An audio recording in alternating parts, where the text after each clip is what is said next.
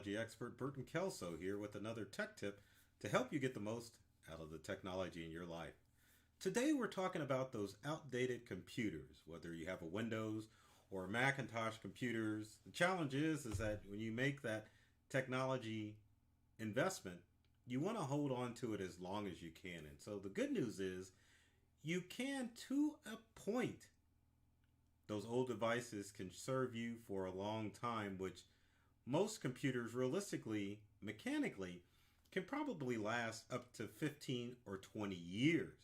The thing that makes technology devices obsolete is the internet and, of course, the software that is designed to support those devices. It's almost like having a Windows phone. The phone, yes, can make phone calls, but those cool apps that they make for Android and Apple devices, you just can't get for a Windows phone. Same thing with your older Windows and Macintosh computers. Eventually they get to the point where software and hardware manufacturers want to move you from those old devices to get some shiny new devices. But let's say you're cash strapped and you want to continue to utilize that old computer because, frankly, you just use it for minimal stuff, like maybe keeping track of recipes, or just using it to casually surf the internet or to check your web-based email. There's a way to keep those old computers. And to kind of give you an example, we'll go through some of the older software packages that are out there. So for example, if you're a Windows XP user, or maybe you're still using Windows 7 on your computer, perhaps you still have Windows 8. Oh my goodness. I can't believe how many 8 users are out there still. But the funny thing about Windows 8 is that it is so similar to Windows 7 that most people don't realize that they're using 7, or excuse me, they're using Windows 8 as opposed to Windows 7. Other older operating systems, if you've got Mac OS El Capitan, or if you've got High Sierra, or any other older Mac operating systems such as not Mojave. Mojave's new. I can't believe I said that. But Lion or Leopard, those are really old.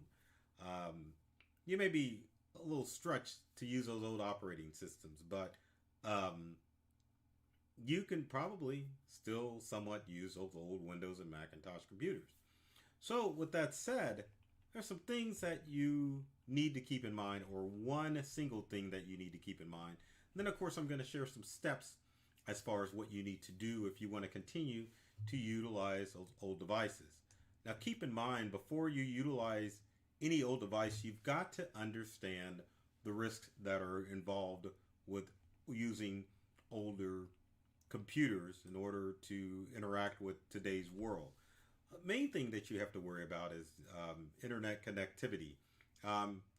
You can allow those devices to connect to the internet, but you have to understand that sometimes cyber criminals target old operating systems. They utilize or use attacks called zero-day attacks, which means that they count on an operating system not to have the latest and greatest updates in order to exploit them.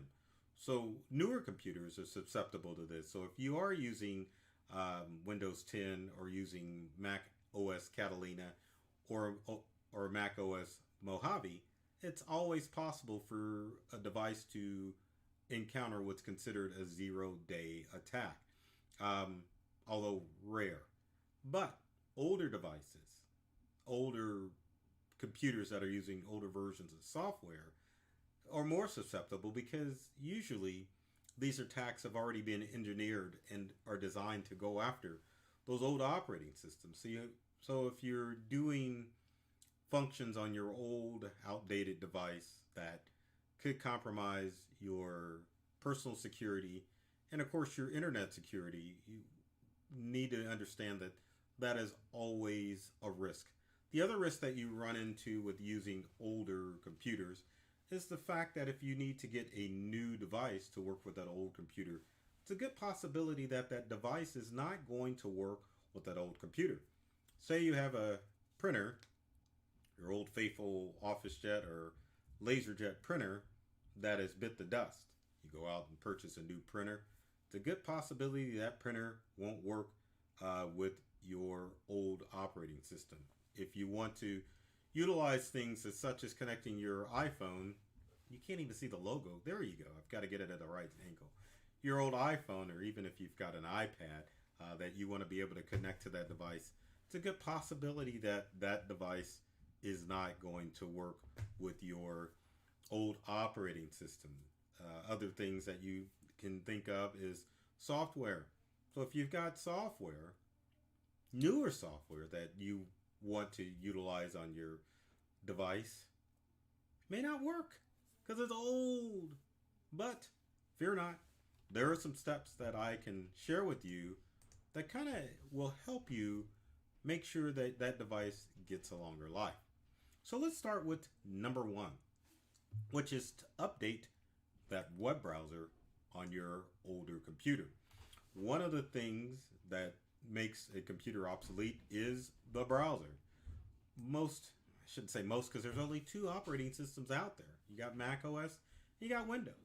So your Windows and Mac both come integrated with browsers. Apple has Safari, and of course Microsoft Windows devices have either Internet Explorer or Microsoft Edge. Now the icons that you see currently are the newest versions of both, and I'll circle them. There's the newest icon for Safari, and there's the newest icon for Microsoft Edge. Those icons, if you're using an older version of Mac OS or Windows, won't appear. But third-party browsers such as Google Chrome, Opera, or even Mozilla Firefox will work on that old operating system. So if you're using a Windows-based computer or a Macintosh computer, Google Chrome, Opera, and Firefox will work, and they are designed to work with older operating systems. So keep that in mind if you run into an issue with your operating system based browser when it doesn't work with your computer. Another thing that you need to think of is, and it kind of integrates with your browser, is your email client program. So if you're using Windows Live Mail, which was built into Windows 7, and even some instances of Windows 8, or you're using your built-in Macintosh Mail, you would need to update those mail systems. Now, this doesn't come into play for most of you because most people are using web-based browsers. So if you're using a Google Chrome, or not Chrome, Google Mail, Gmail, or Yahoo Mail, or even AOL Mail, all you need to do to keep that going is to forego the desktop software and to just go directly to your browser to access that email program. Now, if you are used to using email programs such as Windows Live Mail, I think your only option for an older operating system would be to update to Thunderbird Email. Thunderbird is a program that used to be designed by Mozilla, but someone has taken it over now. But if you have to have an email client installed on your computer, meaning a program that's going to allow you to send and receive email that's not web-based, you would have to go to Thunderbird in order to make it work. There may be other email clients out there, but Thunderbird is probably one of the more compatible clients that will work with older operating systems. But my suggestion would be for you to, if you're using an older computer, would be for you to go to the web-based version of that email client, whether it be from your ISP or from Yahoo or from Gmail or Hotmail or Outlook. Go to the web and just download that mail through your third-party browser that is going to work with your old, outdated operating system. So keep that in mind when it comes to checking email and surf the internet. There are some ways. Next, step number 2, I know that first step I kind of included two things. But step number two would be to update some of your system software that is on your computer. So programs like Office or maybe QuickBooks or any desktop software, you probably want to make sure that you are running the latest version of it, provided that that software will work with your old operating system. You would be surprised. There are some programs that are fairly new that will work with your old Mac and Windows software. Now, I will say that before you go out and make your software purchase, that you investigate to make sure that the newest version of that software will work with your old system. In most instances, it's kind of difficult to utilize newer software on an older operating system because the whole purpose of software is for you to continue to use it on newer systems. So, upgrade if you can, but if you can't, in some instances, it's okay to use the older version of the software. For example, I know there are many customers out there for Microsoft Office if they've got an older Mac or an older Windows computer, but Office will still continue to work on that computer, so there is no need to update it. Same thing with the Mac-based Office suite, such as Numbers, Keynote, Write. Those programs will continue to work, and so there's really no need to update that software. Now, software updates do apply to your web browser. So back to our previous step, if you're going to keep your old computer and utilize a new browser, it's a good idea to always make sure that that browser is up to date so that you don't run into any exploits on the web as far as your browser is concerned. Now, updating your browser also comes into play when it comes to accessing websites on your old computer. If you were to use the built-in operating system browser, such as an older version of Safari on your old Mac OS, or an older version of Internet Explorer, which is no longer supported, websites that you visit with those browsers won't work.